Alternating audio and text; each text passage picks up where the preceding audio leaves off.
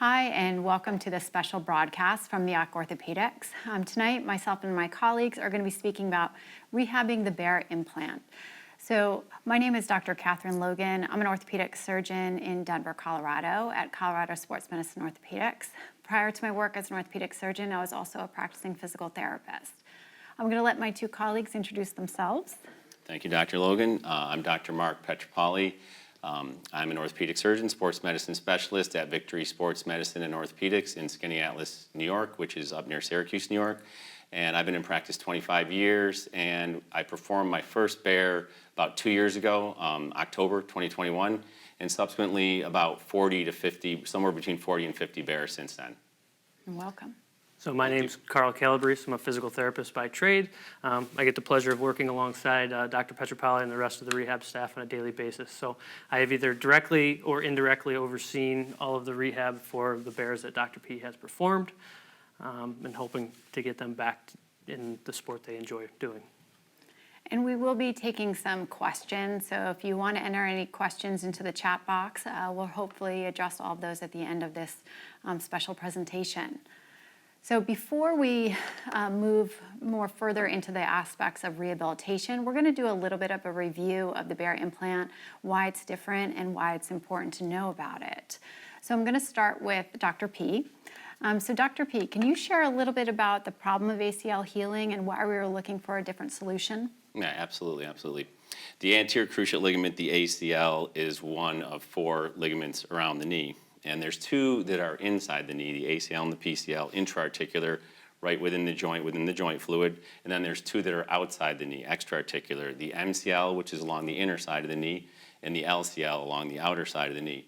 So when a ligament is injured, that's a sprain, as you know. And when they get injured and they tear, they bleed. And so usually a little blood clot will form in between the 2 ends of the ligament, and that acts like a little scab or a scaffold or a bridge, so to speak. And that has growth factors in it, and that allows those ligament cells, blood vessels, nerve to grow across and heal the ligament. So most of the time, the MCL or an ankle ligament, for instance, an ankle sprain, is going to heal without surgery.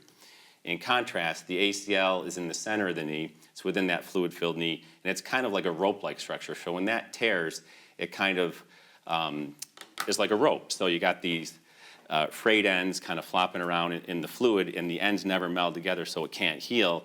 Not to mention that blood clot can't form in between there because there's fluid in the knee, and there's also enzymes in there that dissolve the blood. So the cells, as you can see from this, migrate to the end of the ACL, the blood vessels, the nerves, but there's no bridge. Right. There's no blood clot in there, and that's why an ACL, a full tear, usually will not heal. Absolutely. So we're going to speak a little bit briefly about why the BEAR implant is different. But before we do that, Carl, can you tell us a little bit about what actually is the BEAR implant? Yeah.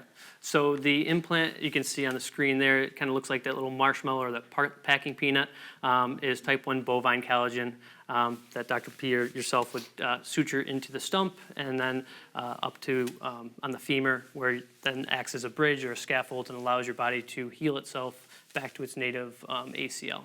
Great. So we're not going to go a very deep dive into indications for the surgery or technique, but I would ask Dr. P to talk a little bit about indications as well as the technique for the procedure. Sure. So when the ACL tears, you would think, oh, I can just go in there and sew it back together and it'll be just fine. Number one, it's hard to sew in a small space, so traditionally that was very difficult to do. Now we have the tools where we can do that.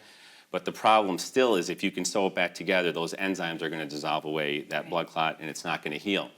So the only ACL tears that usually traditionally will heal by repair are the proximal ones, the ones that are torn off the thigh bone, the femur, and we can usually suture those back to the bone and they'll heal. Whereas the mid-substance ones right in the middle or the ones a little further distal towards the shin bone, the tibia, they tend not to heal. So this is where that BEAR implant that Carl was just talking about, we can suture that in between the ends, and as long as we have a big enough stump, about a centimeter of ACL left on that tibia, that shin bone, we can put sutures into it and we can sew it back together. So it essentially bridges the gap, literally.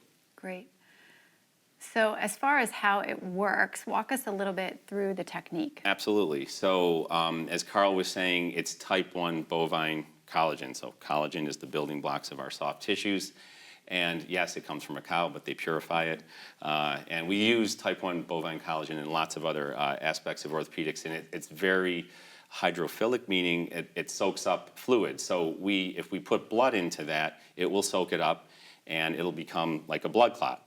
The cool thing about it is it will not dissolve for 8 weeks. So it takes about 8 weeks for the body to dissolve it. So when we sew it in between the two ends of that torn ligament, it will slowly dissolve. It'll act like a scaffold. The cells, the blood vessels, the nerves will grow in there. By the time 8 weeks comes along and it's dissolved, the ACL will have healed back together. Now, it's not as strong as it would normally be, but it's healed back together. So on the right-hand side of this slide, you can see that we use sutures. We use some little metal buttons to hold the sutures in place. But really, there's a video here that we're going to show here, and this kind of animates what happens. You can see there's the tear. It looks like two floppy ends of a torn rope. There's enough stump on the tibia, the shin bone, to get the stitches into, so that's important. And then we're going to use separate stitches that go through the thigh bone and the shin bone. We're going to draw the patient's blood. We're going to hydrate the blood into that implant, and then it's going to act like a blood clot. It's going to stay in there for 8 weeks. We're going to sew it in between there. It's going to act like a bridge. The cells are going to grow in there. They're going to lay down collagen. The blood vessels, the nerves, very important that those proprioceptive nerves grow in there, which doesn't happen with an ACL reconstruction. Right. And now the cells are going to form collagen. The blood vessels are going to grow in there. The nerves are going to grow in there, and you're going to have an ACL repaired or restored, good as new. Perfect. I think that it's very helpful animation, and thank you for walking us through that. So let's move forward to really the bulk of what we're here to talk about. So rehab, and let's start with pre-rehab. So relative to ACLR, when we're working with BEAR patients, is prehab still important? Yeah, absolutely. I still like prehab. We know that with ACL reconstructions, the biggest correlation with post-op motion is pre-op motion. We also know that if we can get that swelling down, there's going to be less chance of stiffness and scarring. So I do the exact same thing with the bears. I try to get or at least have our therapists get the swelling down, get their range of motion back, get the quad working again. But just as importantly, it's an educational time frame, because this is a time frame where I have great therapists, but whatever therapist is doing the rehab, they can really educate the patient on what is to come. So that's where Carl and my team is really great at. And absolutely. Carl, can you add to that how you collaborate together and how you set expectations for that prehab phase? Yeah, so obviously there's a large amount of emotional and thoughts that go through something like this, right? So both of you, I'm sure, go very thoroughly with, what the procedure is, outcomes, timeframes, all that stuff.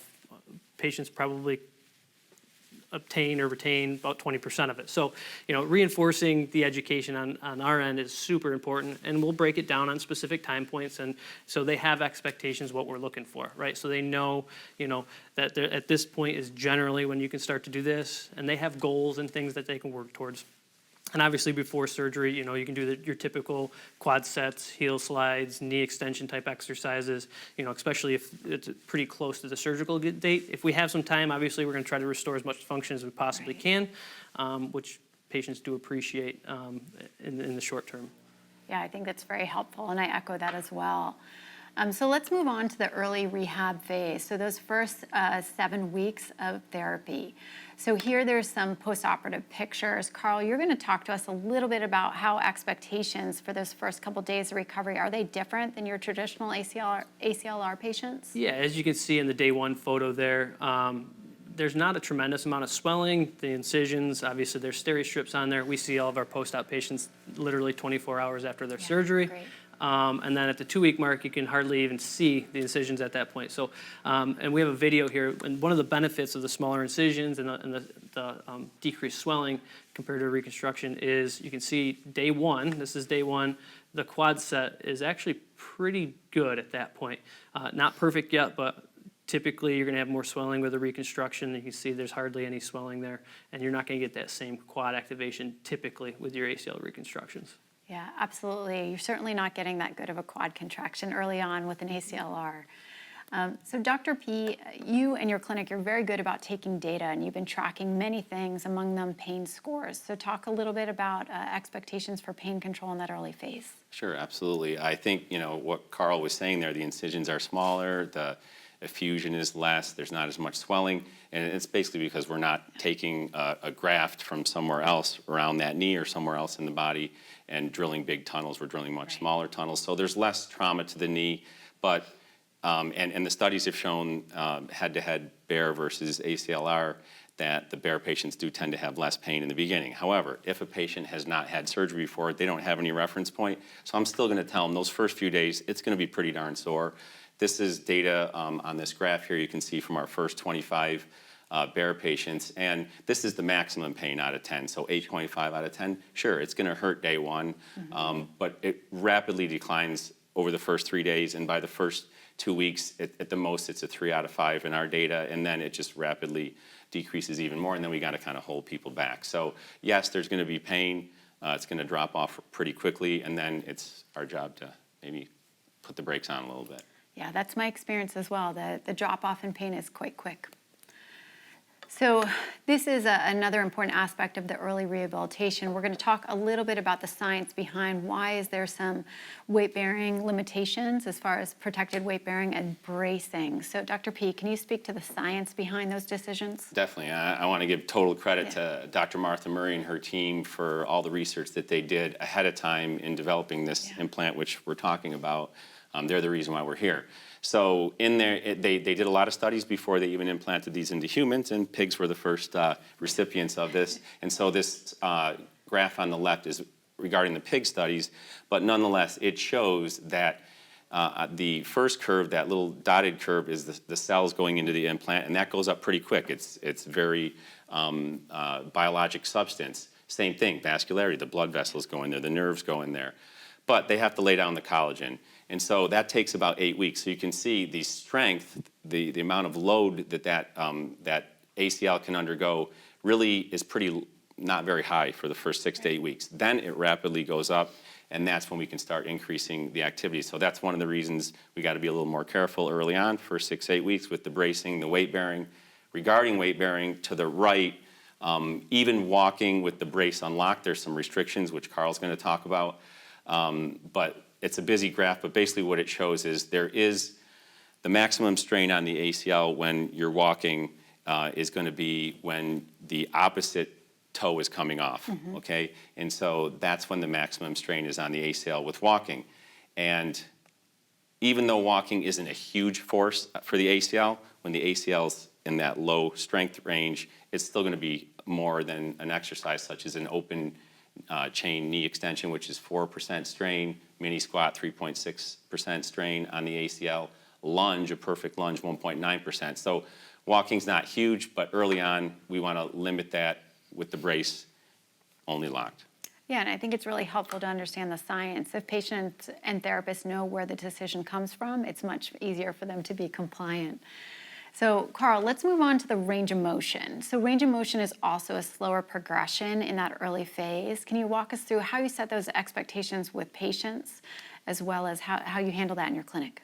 Yeah, so for the first couple weeks, we're only going to bend about 45 degrees, which isn't all that much. And then after that 2-week mark, we can gradually open up to about 90 degrees. As you'll see in the video here, we have the patient doing just some basic heel slides. She's not actively pulling with that, but she's kind of assisting. That first 15 degrees is pretty tough for most patients to start. And then she's actively bending her knee at this point. And we're doing it in the brace, so we want to kind of stay within those guidelines. So you can think of it like a scab.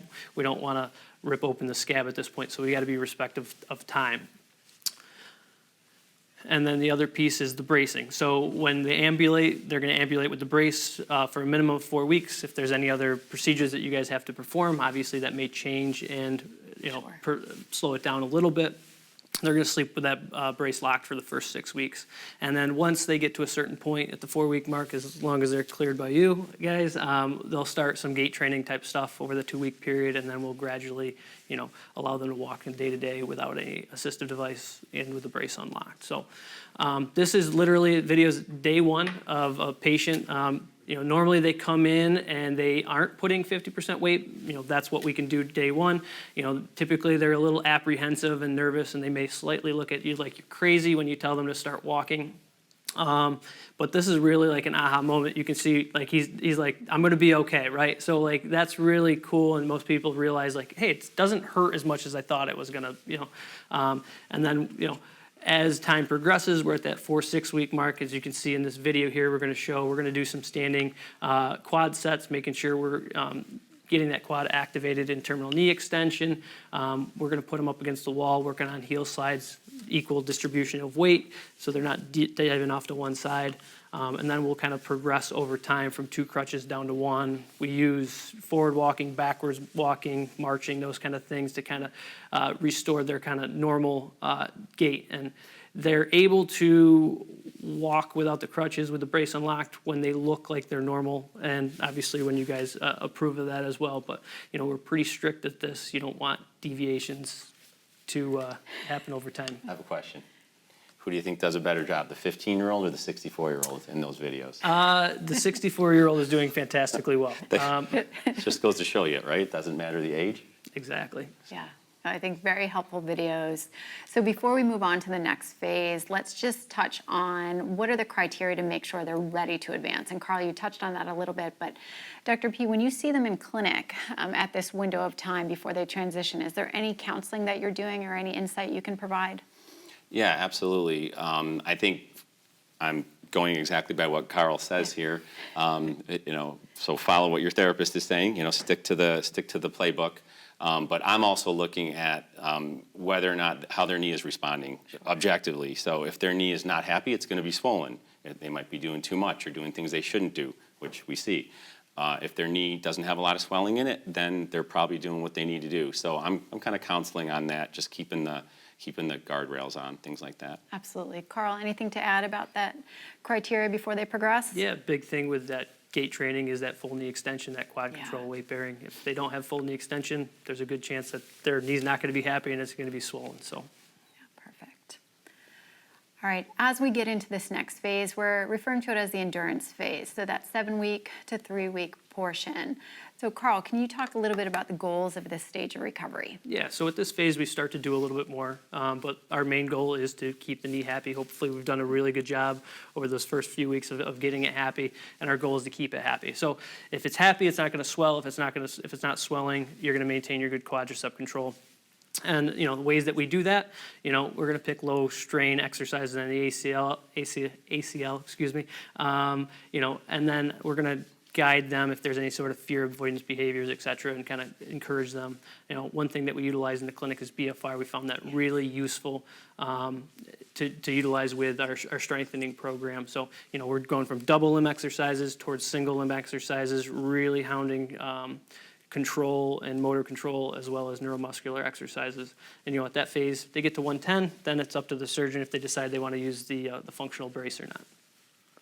Yeah, absolutely. So let's turn back a little bit towards the range of motion because this is still a component of this stage of recovery. So as I stated earlier, Dr. P, you're very good about taking data. So we have a little bit of your range of motion data to share. Can you walk us through this graphic? I'm going to give Carl credit for putting most of this Carl, data down. thank you. Having said that, this is a great graph because this shows, early on, you have your restrictions at 2 weeks, 0 to 45, 4 weeks to 6 weeks, you want to try to get to 90 degrees, and by 7 or 8 weeks, maybe 110 degrees. Okay, those are kind of guidelines. But if you look at the variance here at 2 weeks, that white line going up and down, and at 6 weeks, that's the biggest area time frame of variance. So I think therapists sometimes get scared, they're not getting where they need to get, et cetera. Just keep at it. The variance starts to go down the further out, and most people get their range of motion back. If you're going to have trouble, it's probably going to be around that 6-week mark, though, and there's some tricks to that. But usually it evens out, and you can see that variance by the time they get to 6 to 9 months is tiny. So everybody gets to the same spot eventually, and that's a mental thing too, trying to really keep the patient encouraged. Yeah, and I always echo that. I tell my therapists if they have not rehabbed a BEAR before, that I would expect them to be a little bit tighter or a little bit slower with the flexion at that 6-week mark, but it's all going to be fine by 3 months. Just stay the course. So as we want to advance this next phase, Carl, what are you looking for before they're ready to enter to that next phase of recovery? Well, this is time and criteria, so time is important. They have to be at least 12 weeks out of surgery. They should have normal gait at this point, as well as we can measure quad index. We're looking at somewhere between 60 and 80% quad index, and that tells us that they're ready to kind of move on at that point. Okay. So we're going to start to get in some of the fun stuff. So as the strengthening phase is entered, we're going to start this at that 3-month mark. So running always comes up, always a hot topic. So when we think about running, patients always want to get back to it.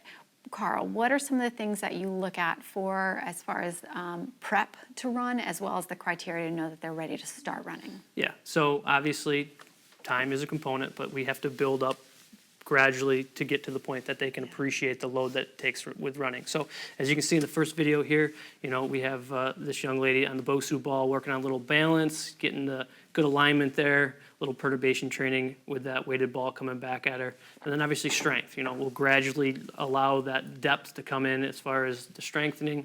And then we have, single leg stability exercise. And we're challenging the balance here by moving that kettlebell, and they're forced to keep good alignment. We're coaching them, knee in line with the second toe, in line with the hip, lunge, and this is where we're utilizing our BFR. You can see the cuffs are on her, and that really increases the amount of work that it takes. And then compressive forces, right? We're looking at making sure they can appreciate those forces as well. And big thing, single leg. I feel like single leg is one of those things that we really need to hammer out in this phase before they start running. Really looking for that control, same thing, really good alignment, giving the feedback they need. And if they can stand on one leg, stand up from the chair and go back down with good control, as well as really loading that quad up with it and the inclined board there, more than likely they can tolerate more and more. And deceleration, right? So as you're sprinting, right, the most strain on the ACL is that slowing down period. So we really want to focus on that deceleration phase, double limb, single limb here. And then same thing, really, the quality is super, super important. We're not going to move them along to that next phase until they've mastered the previous steps. And the other thing is, that we use, you can see in this first video is a snap down. You can see this is when we first start. You can see your hips kind of shifting a little bit and her pelvis isn't level. That's an idea it gives us an idea that, maybe need to work a little bit more with that. And then this is literally like the next training session.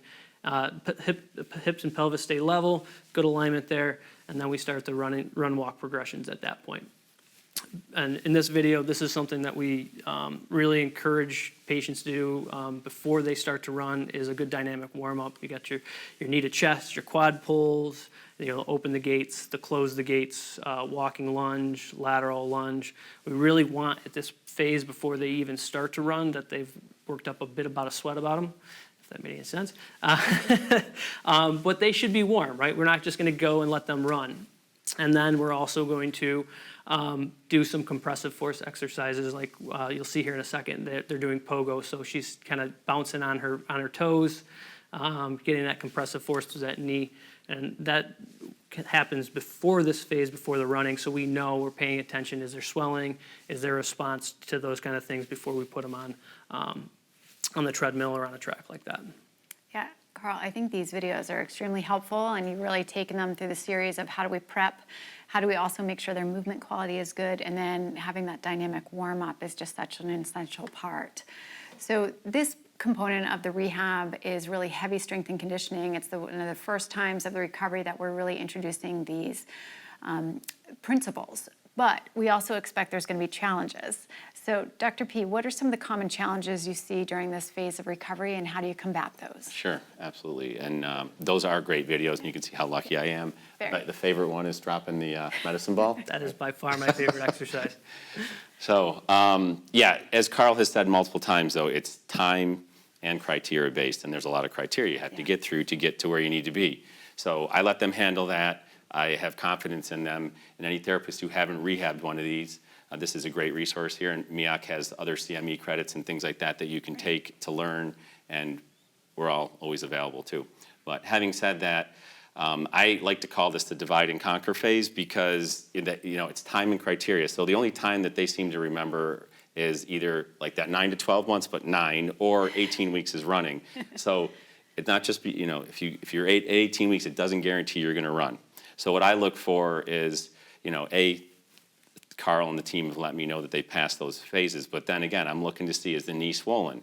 If it's got an effusion in there, bigger than a 1+ effusion, 2+, 3+ big, that means the knee's not happy. They're probably overdoing it, they're not ready. I measure thigh circumference every single time. So you're gonna have some atrophy of the thigh, but 3-4 centimeters, probably too much, not enough muscle bulk. They're your main shock absorber. But 1 to 2 centimeters and there's no effusion, probably ready to go. But the biggest thing is, that I see, especially sometimes with therapists who aren't used to this, is it's 18 weeks and they may let them start running because the patient's gonna pressure them, they're gonna look for a crack, is that master that single leg first. If they can't master that, they're not ready to run, it's no big deal. It's only 18 weeks, you got 9 to 12 months to get there. So I think the single leg is huge. Yeah, I couldn't agree more. Carl, do you have anything to add? Yeah, so at this phase, we can really utilize our strength and conditioning principles, much more so than maybe a ACLR, because they're not going to have that graft soreness. They're not going to necessarily have those rebound pain days where it swells up on you. So you can really hammer out, gradual progressive forces. We can utilize, percent 1RM max, and if they're a novice lifter, you can go rate of perceived exertion. Now you might have to know the people that you got to kind of push, and then the people you have to hold. So that's where spending enough time with them, knowing the people you're treating is super, super important. And obviously, this is the point where those deload weeks are also important, and making sure you're checking all the boxes as well as the strength components of it. Yeah, and you two obviously communicate really well, which is obviously a big component of a successful recovery. So let's also add plyometrics. So plyometrics can be a little bit scary for people to start. Carl, how do you introduce those? Yeah, so, this is a great article talking about intensity, low, moderate to high, foot contacts, and then how you attack, the plyometrics. The mental component is one that definitely needs to be addressed with a lot of patients from both ends of it. So really coaching them, really going through, spending that time, instilling the confidence, working with them, making sure that every movement's crisp before they move on. And you'll see in the next video here, the progressions. We go from double limb exercises, kind of straightforward. You can see there's still some valgus there, so we need to work through that a little bit before we move on to the next phase, which would be, double limb to single limb exercises, and then single limb to single limb exercises. So we're going kind of straightforward, straight back. Then we start to add a little bit of speed into the equation in that direction, as you can see here. Same thing, really focusing on control, good soft landing mechanics. Sometimes what I'll do here is I'll actually close my eyes so you can actually hear the patient, and you'll actually be able to pick up on subtle differences so you know if they're landing harder on one limb or the other. And then we go side to side, similar concept. And then we increase the demand by changing directions, rotational work, those kind of things, and really cueing them. They're not going to move. You can see some of those aren't perfect. We're not moving on until they're crisp, they're good. So they need to pass those tests, and they need to pass the eye test here for sure. Yeah, it takes a lot of coaching, on form, and also I think, as you pointed out, that mental component is a big component. So moving on to return to sport. So this is a really exciting phase for not only the patient, but also for us. I think we enjoy this phase as well. It's exciting to see them get back. So we know return to sport is a really huge topic. There are tons of papers written on it. There's lots of different tests available, whether we're doing functional tests or psychological tests or just clinical exam. So can you walk us through, Carl, let's start with you, the battery of testing that you use for return to sport? Yeah, so I feel like this is a catchphrase we keep saying, but I'm gonna say it again. So this is time and criteria, so they have to be at least 9 months, right? So they're checking that box. Then we go through our HOP testing, our strength testing. You can use functional outcome measures like return to sport index, IKDCs, those type of things to see if they're mentally ready. And then also your training should mimic what the sport is at this point, right? So they should, at the end of the day, they should look like if you said go play in X sport, that they would be an athlete in X sport.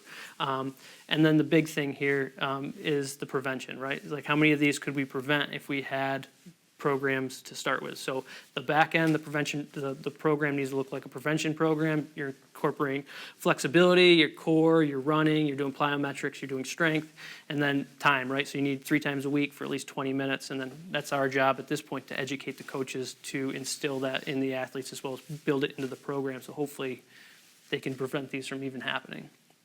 And we've touched a little bit on the psychological readiness to return to sport. You can see on your list that you've included the RSI. So Dr. Cristino published an article out of Boston Children's looking at the psychological return to sport and readiness. And at 6 months and 9 months, the BEAR athletes were farther ahead with their readiness to return to sport from the psychological aspect relative to ACLR. So Dr. Pete, what do you think about that? How does that impact you? I think it makes some sense because there's not that donor site morbidity, but we do see that. We tend to see that at the 6 and the 9 month point, the BEAR patients seem a little bit more gung-ho, ready to go.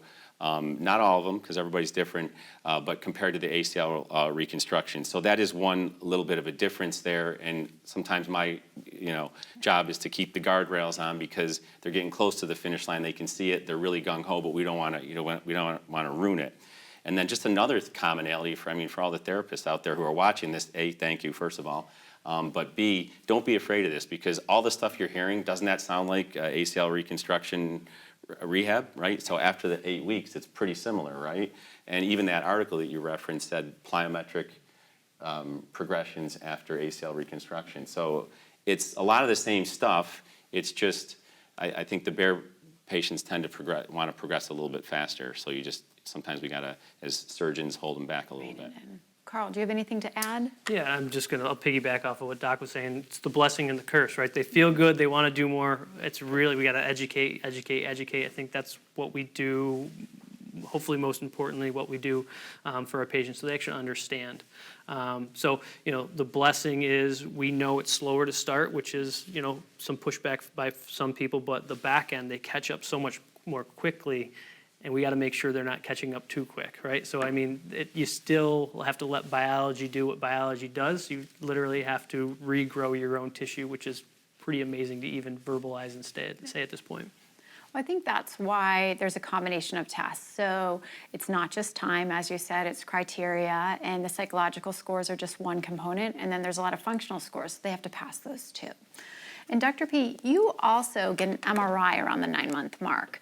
So speak a little bit about how that affects your decision-making and how you share that data with Carl. Right. Speaking of growing back ACLs, so the image on the left there is 9 months after a BEAR, and the image on the right is 9 months after a BEAR. So in the studies, for the most part, the BEAR studies, the MRIs were performed 9 months, 12 months, and 24 months. So we've tried to mirror that. I realize that that's not feasible for everybody to get an MRI based on insurance or cost or things like that. Sometimes we've been pretty lucky.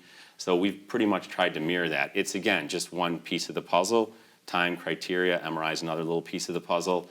But a ligament should look completely black. A mature ligament, a healthy ligament or tendon should look black on an MRI. And if you look at that left image there, the patella is to the left, and so that's the anterior part, the front of the knee, and then the back of the knee is to the right part of that left image. And in between the thigh bone on the top, the femur, and the shin bone on the bottom, the tibia, is the crisscrossing ACL and PCL, and they're black, completely black. So that PCL is normal, the ACL is grown back normally. That's the signal intensity it should look like on an MRI. Whereas on that right image, you can see the kneecap there on the left side of the image, which is the front of the knee, but underneath it is the patellar tendon. Tendons are black as well. You can see between the femur and the tibia that ACL going obliquely like this. You can see the fibers, but it's a little grayer or whiter, which means it's there. It's oriented perfectly. It looks great. It's just immature. It hasn't remodeled enough. It's not quite there. So if I saw that patient and they had passed all of the tests and looked great, but their MRI looked like that, I might tend to maybe be a little bit more conservative and hold them back a little bit more. Whereas the one on the left, if it looks like that and they're doing great, boom, we're going to probably let them go. If it looks like that, but their criteria aren't good, they haven't passed those, then we might not clear them because it's all the above. Yeah, putting all the data together. So before we move on to Q&A, I just have a couple more questions. So Carl, for all the therapists who are out there listening, like what are your lessons learned? What would you like to share as far as tips and tricks? So I'll tell a little story about the very first one we did. I was very fortunate that I got to go in the OR and watch the surgery perform. Mind-blowing. It was amazing. Like, I envy what you guys are able to do. But the day after, we see our patients, right? So doc came in on a Saturday. It's him and I. And, you know, the patient's in the T-scope brace. Him and I, like, we're literally holding on to this limb, like, at any point, like, it's a ticking time bomb. And we don't know what's going to happen, right? Like, this is the first one we did. This is, like, the first one outside of, you know, Boston Children's Hospital that was done. And it's funny because I kind of liken it now to, like, an ACL reconstruction. You come out of, you know, college, grad school, you know just enough to be dangerous, and then you get into the real world, and you're like, do I really know how to rehab an ACLR patient? And then over time, you realize, like, yeah, this is, you figure it out. And the same's true with this. You kind of figure it out. You realize that, A, they're not as fragile as maybe you thought day one, that, you know, everything's going to stay connected. Yeah, you have to respect the process, right? That's the big thing. Respect the early process. Let that scab heal. Let that construct heal. And then, you know, I believe it's the Navy SEAL, one of the mantras is, you know, slow is smooth, smooth is fast, right? So, you know, being methodical, consistent throughout those phases, don't move on to the next phase until you're ready. Like, time is an important component, but you can't just skip steps to get to the end goal. You have to work consistently over time. Yeah, stay the course. And Dr. P, you've been doing this procedure since 2021, so I'm sure you have some lessons learned as well. What would you like to share? Yeah, I mean, I echo exactly what Carl just said there. The more experience, the more comfortable you feel with anything. I think my take-homes are, again, I kind of already alluded to this. The first 8 weeks are a bit different than an ACL reconstruction. After that, it's pretty similar. So you can be a little bit less afraid, you know, because I was even afraid well after that first day, you know. So, including clearing her and all that stuff. But yeah, it's really not that much different. But then the education regarding those first few days, those first 8 weeks is even more important. Educating the patient, the family, and any therapists or trainers, athletic trainers, coaches, whoever, it's different in the beginning. Don't worry about it. Stay the course, just like Carl said. You know, it feels better now that we have experience. We can give more data, but just stay the course and just realize, like Carl said, in the beginning it's a little slower, but they're going to catch up, and you know, for the most part, everything's going to be fine. Yeah, absolutely. Great advice. And now we're going to open it up to a little bit of Q&A. So get ready. Okay, Quick. So that was very quick. So our first question, why can't we do scar massage until phase 3? Carl, I'm going to bring that to you. The big thing is protecting the integrity of the graft or the construct, right? Theoretically, you know, you're not necessarily going to put any stress on the graft, but, you know, hands-on to that area, you know, if you're, you know, a little aggressive, et cetera, putting, you know, shear force into that joint could potentially disrupt the integrity of that construct. So we really just want to be conservative. Patellar mobilizations are great. Yeah. You know, that stuff is super important, but you just got to kind of just follow the protocol. Be a little bit more gentle with that scar massage. So I think we have an additional question. Okay, so why can we not do passive range of motion until phase 4 or after week 12? So, Dr. P. Let the biology be the biology, as Carl said. So I think it's a biologic thing.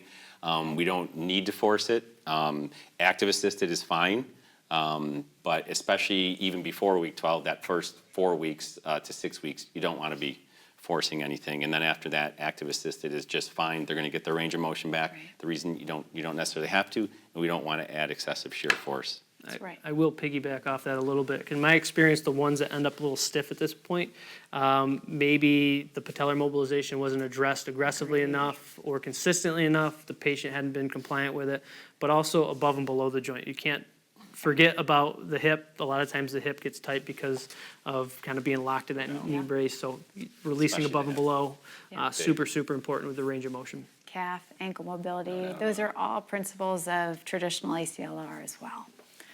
Okay, so on to our next question. Why no CPM? I answer it. All right, go ahead. Well, I mean, it hasn't really been proven to be useful even for total knees or ACL reconstructions in and of themselves. And it kind of goes with the passive range of motion question we just had. We don't really want to, we don't need to force it. there's really no reason to. They're going to get their motion back. And there's really no studies that show that it helps with those other types of surgeries anyway. Right. So and it's a And cost too. Exactly. That's what I was going to bring up. It's not reimbursed. Right. I myself am only using it for cartilage procedures where there is a little bit of data, but I don't use it for traditional ACLR or BEAR. Okay. So I'll move on to, it looks like we have another question coming in. So I normally do functional testing at 3 months and 9 months. Can I continue to do that? So I can take that question just because I actually do the same thing. So in my clinic, we have the luxury of having force plates, biomotion camera, and so at my regular interval follow-ups, I actually start to do a little testing right after they get off crutches. So as early as 6, 7 weeks, 3 months, 9 months, I'm obviously respecting all of the rehab principles. They're not doing agility at 3 months. I'm certainly not trying to clear them to return to play. I'm basically just looking to make sure that they have good functional movement patterns, they have good movement quality. And for me, this is sort of like showing a little bit of the test beforehand. If you test for the first time at 9 months and then you realize, oh gosh, they're so far behind, that's not really fair to the patient either. Anything to add? Yeah, I mean, I think before you start doing, your running, all those things, you're doing functional testing, Y balance, single leg strength. You can do a percentage of, strength on a leg press, those kind of things. Super valuable. You know where you're at. It's a litmus test. So yeah, you still do it. You just have to be respectful of what you're able to do and test the functional stuff based on what you're able to do, not just hop testing at 3 months. Perfect. So it looks like we have another question, more of a biomechanics science-based question. So what is the strength of the BEAR implant versus the ACLR? So Dr. P, do you know any data on the strength? Yeah, I believe that was tested in the pig studies as well. And I don't remember the exact, if it was 12 or 24 months. I think it was 12 a year, but very comparable, equal essentially. Yeah. Okay. This is a long question. I'm going to put my glasses on. Excuse me, the font is smaller. Okay, so let's see. Ironically, my first bear presented to clinic today. 11 weeks post-op, and he has no issues with flexion, but with extension. So he is about 5 to 8 degrees shy of terminal extension, 1A Lockman. Should I be worried? I think I'm going to have you both touch on this because loss of extension range of motion early on, no matter what we're doing, is always a tricky subject. So Carl, what would you be doing at that first evaluation? Yeah, so obviously this person's getting the patient 11 weeks in. So Very late. A, what happened before, right, would be the biggest question. In my experience, the individuals that don't maintain knee extension, you're locked in a brace generally if you're following the guidelines for the first 4 weeks. And the quad controls there's really no reason necessarily to lose it unless compliance maybe wasn't there, but also, that T-scope brace, if that hinge is a little bit posterior to the joint, it's going to put you in a little bit of flexion. So was the brace fit properly? Worried? I don't know if I'd necessarily be worried. I mean, what's the quad looking like? Can they get there on their own? Is it just stiff? What's the patellar mobilization? Like, what is that superior glide of that patella? Really get kind of in line with that and get that elbow right in line and kind of see where that glide is. I would assume, based on my experience, that the superior glide of the patella is not as good as what it should be. Yeah, I think those are good tips. So, the early follow-up with the surgeon is really important to address those types of things, and obviously getting in physical therapy right away just to make sure we're working on the extension, we're working through, wearing that brace at night. But I wouldn't say, oh gosh, now we should be totally worried. Is there some things to address it? Just as you said, you can address it with patella mobilization, hands-on therapy and mobilizations. Certainly there is more stretching that they can do, and really just hammering home how important that is, because maybe it was just an education piece that was missed as well. Yeah. And I would even dovetail off that a little bit further in the sense that, this may be one of those times where you reach out to the surgeon and say, hey, this is what I'm seeing. Okay, these are the guidelines, but this is what I'm seeing. Maybe that's where you kind of meander a little bit and kind of get a little bit more individualized. Well, like what was their pre-op motion? Because if they started out, that might be better than what they were pre-op, right? So speaking to communication, that would help. Also, you're probably right. I would bet that patient maybe didn't wear the brace as much, so it's easier to flex than extend when you're not in it. And So it was probably a little bit of a compliance, but I wouldn't be totally worried either. We see that with ACL reconstructions at 11 weeks, right? So You just got to get on them yeah. and closely follow. But knowing what, I'd be interested to know what the pre-op motion was and all that stuff, just for the heck of it. Yeah, good point. So I would say echo on the communication piece. Get in touch with that surgeon, make sure everybody's on the same page, and that way also the patient really understands the importance. Okay, so next question. So I believe it says, when we see BEAR with a concomitant repair, so I believe they probably mean meniscus repair, in which the same rules apply, do we defer to the most restrictive? I think what they're trying to say is, and I hope I'm getting your question correct, is if there's a meniscus repair at the same time, should we be even more restrictive, and probably with the weight bearing and potentially the range of motion, but most likely the weight bearing? Yeah. I mean, Dr. Carl P. he did touch on that Yeah. slightly, so absolutely. If 4 weeks, you're not probably going to unlock the race and let them, walk. So that was touched on, and I would say in general, yes, I would defer to the most restrictive. Yeah, agree. I think I have the blessing of knowing, so I have the blessing of reading the app report and having the conversation, but how was the repair, where was it at, which type of repair it was, all those things matter, so meniscus repair is. And there's a lot of them. There's Right. a lot of meniscus tears and repairs that we do with these, Absolutely. so that does come into play a lot. And I would say we go back to that communication piece. For me, if I'm doing a bucket handle repair versus a small vertical repair, I'm going to be a little bit more liberal with their weight bearing and their range of motion. So having that communication with the surgeon, hopefully you have that. I know when I was a physical therapist, not every surgeon returns your call. So Surgeons return the yeah. call. I hope they do. So I believe that is all the questions that we've received from the audience. I do want to thank everybody who is at home watching today and submitting questions, participating, listening. We really value your participation and are happy to have you here. And Dr. P and Carl, thank you so much for sharing your expertise and your insight. You've been doing this procedure longer than many, so we really appreciate everything that you shared this evening. And vice versa to you. Yeah. Thank Thanks you, for Dr. keeping us Logan. on task Yes. as well. Appreciate it. Great Yeah, job. thank you. Nice job. Awesome.